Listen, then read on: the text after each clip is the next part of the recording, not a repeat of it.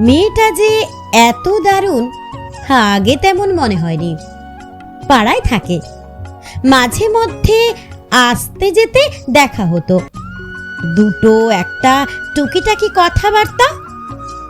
শ্যামলা রঙের, বলা চলে কালো কুৎসিত, দেখতে শুনতে এমন কিছু আহামরি না।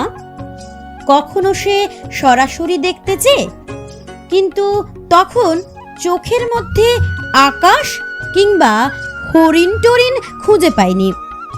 সব মিলিয়ে একটু আধটু আলাপ টালাপ চলতে পারে, অন্য কিছু তার বেশি না।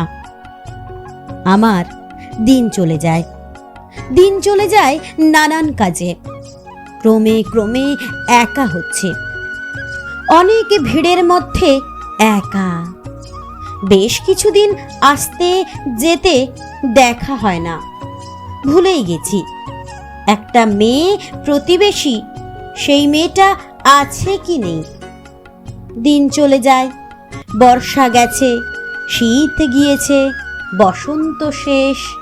বিকেলবেলা ঝিলের ধারে আগুন রঙা কৃষ্ণচূড়া, এত আগুন!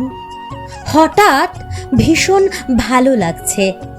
বুকের মধ্যে একটু একটু রবি ঠাকুর নড়ে উঠছে। আমাদের এই গ্রামের নামটি খঞ্জনা, আমাদের এই নদীর নামটি অঞ্জনা, আমার নাম তো জানে গাঁয়ের পাঁচজনে, আমাদের সেই তাহার নামটি রঞ্জনা। সেই মেয়েটার নাম যেন কি?